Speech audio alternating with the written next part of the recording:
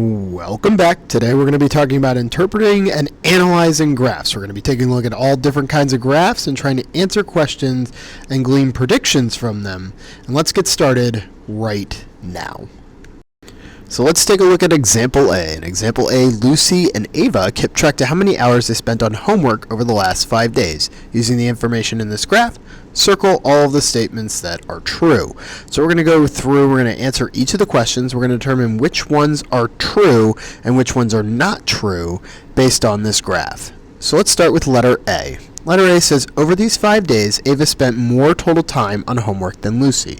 So all we're going to do is we're going to add up each of their amounts, and whichever one has more, we'll be able to know our answer. So let's start with Lucy. So we're going to add 2 plus 3.5 plus 4 plus 1 plus 2.5, and that gives us 13 hours of total homework. Now we're going to start with Ava, and again we're going to add up 1 plus 1 plus 3 plus 3.5 plus 5, and we get 13.5. So 13.5 is more than 13. So did Ava spend more total time on homework than Lucy? Yes. So this statement is true. Letter B says, Lucy spent the same amount of time doing homework on day 1 and day 2 as Ava spent on day 3 and day 4. So again, let's take Lucy first. We're going to add up her day 1 and day 2. So 2 plus 3.5 equals 5.5. Now we're going to take Ava's day 3 and day 4, and when we do that, we get 3 plus 3.5, and we get 6.5. Well, 5.5 is not more than 6.5, so therefore this statement is not true. Now let's take a look at letter C. The mean number of hours that Ava worked in day 3 and day 5 is 3.5. So we need to find the mean. In order to find the mean, we need to add the numbers up and then divide by the total number that there are. That will give us the average. Since this time we're only going to be adding day 3 and day 5, we're going to be dividing by 2. So let's add up day 3 and day 5. So that's 4 plus 2.5. That gives us 6.5. We're going to divide 6.5 by 2.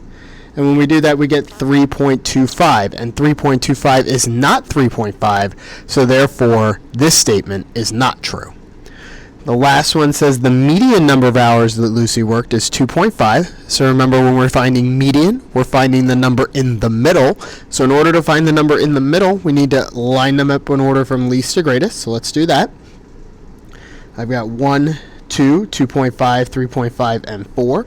So now I'm going to just put an X over each number on the outside. And we're going to work our way towards the middle. So I'm going to X off the 2 and X off the 3.5. And the number in the middle is 2.5. And that is what we are looking for.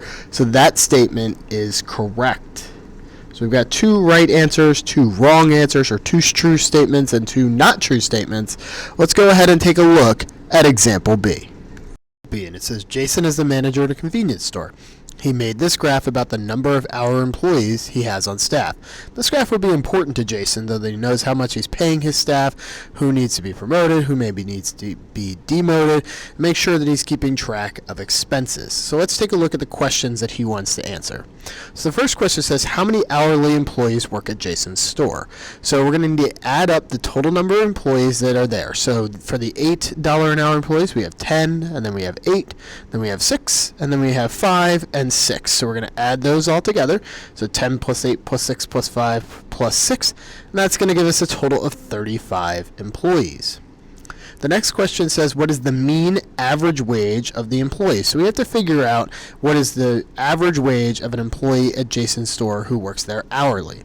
Now, I can't just add 8 plus 9 plus 10 plus 11 plus 12, because that would only be 5 employees, and we just figured out that there are 35 employees. So I have to figure out how much each column makes as a total amount of money, and then add it up and divide by the total number of employees, which we just figured out was 35. So I'm going to start by writing little numbers above each column so that I can track how much each column makes. So 8 times n is 80, 9 times 8 is 72, 6 times 10 is 60, 11 times 5 is 55, and 6 times 12 is 72.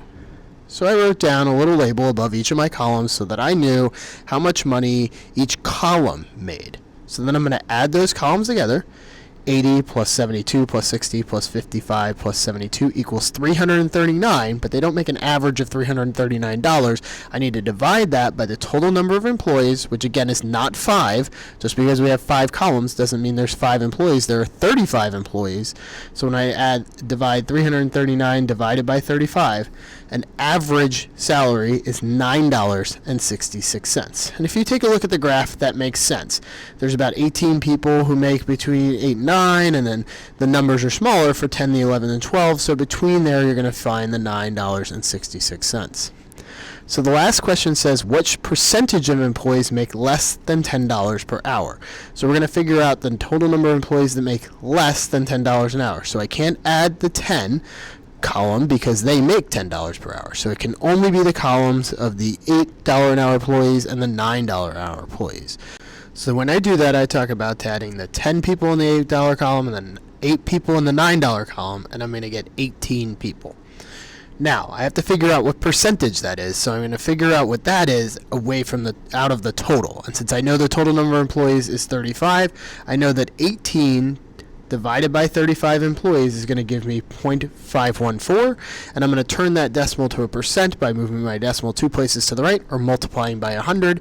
And when I do that, my new percentage is 51.4% of employees making between $8 and $9 an hour.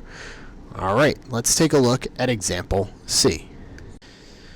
So here we are at example C. It says Elias made a histogram displaying the data about the number of text messages he sent in February. Circle all the statements that are true. So let's take a look at letter A, and it says on exactly 2/7 of the day in February, Elias sent between 76 and 100 text messages. So taking a look at the column that has 76 to 100 text messages, that number of days is 8. So what we need to determine is 2/7 of February. So I'm going to take 2/7 times 28, because there are 28 days in February. We're assuming no leap year here. And when you do 2/7 times 28, we get 8 days, and that is exactly where the 8 is in the column, so that statement is true. Let's take a look at letter B. On letter B, it says, on more than half of the days in February, Elias sent between 51 and 100 text messages.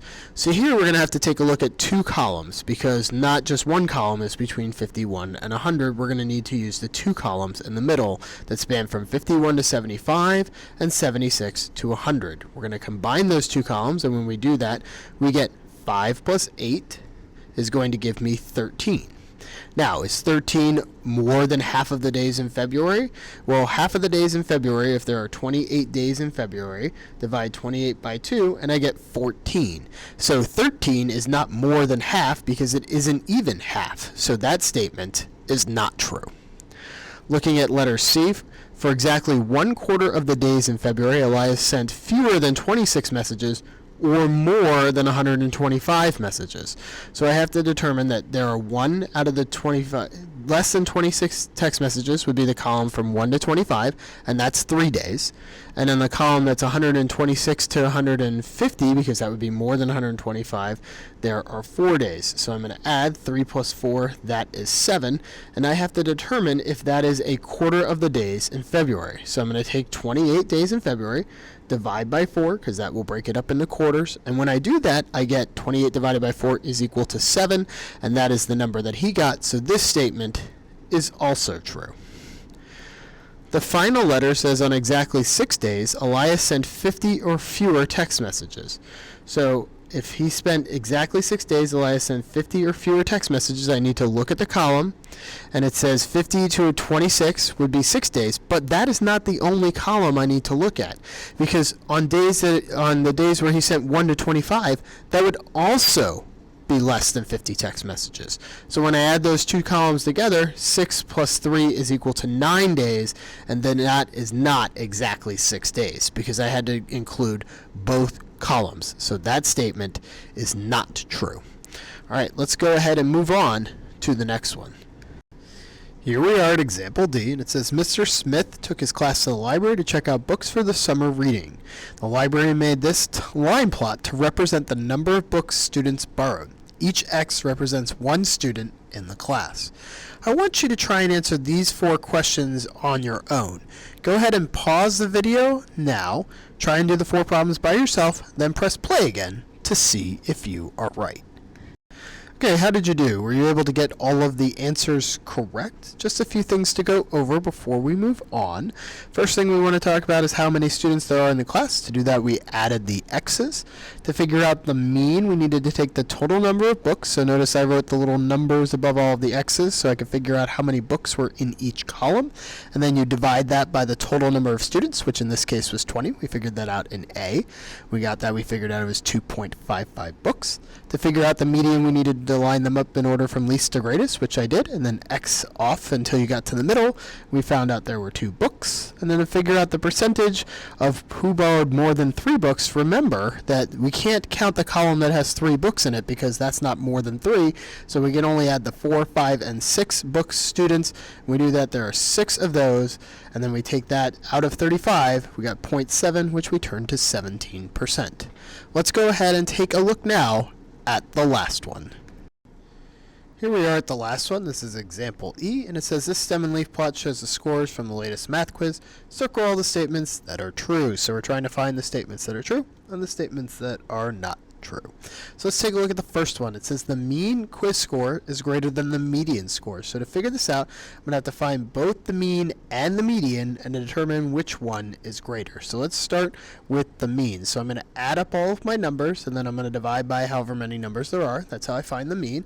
So when I'm using a stem and leaf plot, I remember that the first number refers to the lead and the second leaf refers to the ones column. So for example, 42 or 68 and 68 and 72, 80, so on and so forth. So I'm going to add up all of my numbers.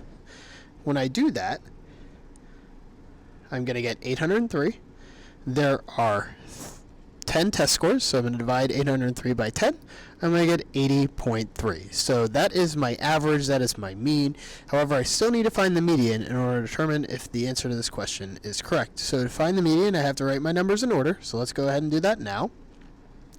Then again, I'm going to cross off from the outsides until I've got one left in the middle. You could do this in your stem and leaf plot if you'd like, or you can do it by writing them out. We wrote them out, but it doesn't mean that you couldn't do it with the stem and leaf plot. Now, when I do this, I end up with 2 numbers in the middle, and since those 2 numbers are not the same, I'm going to add them together and divide by 2 to figure out their average so that I can figure out if they are correct. So let's go ahead and do that. I'm going to add the 80 and 85 together and get 165. Divide that by 2. And when I do that, I get 82.5. So, is the mean greater than the median? Well, 80.3 is not greater than 82.5, so the median is greater, and therefore this is not true. So let's go on to letter B here. Letter B says over half of the class scored 80% or better on the quiz. So let's see how many scores are at 80% or higher. We've got an 80, an 85, a 94, a 96, a 98, and a 100. So that is 6 scores. Now, since we know there are 10 scores total, is 6 more than half of 10? Well, half of 10 would be 5. 6 is more than that. So this statement is true. Letter C says 1/3 of the class scored below 70% on the quiz. So looking at scores below 70%, I've got a 68, a 68, and a 42. So that's 3 scores. So let's see if that's a third. There are 10 scores total, so I've got 3 out of 10, which is 0.3 or 30%. 30% is not a third because a third would be 33.3 repeating percent. So this statement is not true. Letter D says the same percentage of students scored below 70% as they scored above 95%. So let's see, we know 30% of the students scored below 70. We found that in our last problem. Then we need to figure out how many students scored above 95% on the quiz. We've got a 96, a 98, and a 100, so that's 3 scores. 3 out of 10 is equal to 0.3, or 30%. 30% does match 30%, so this statement is true. So that brings us to the end of this set of notes. If you like this set of notes, throw us a thumbs up. If you love this video, throw us a sub, and we'll see you in the next one.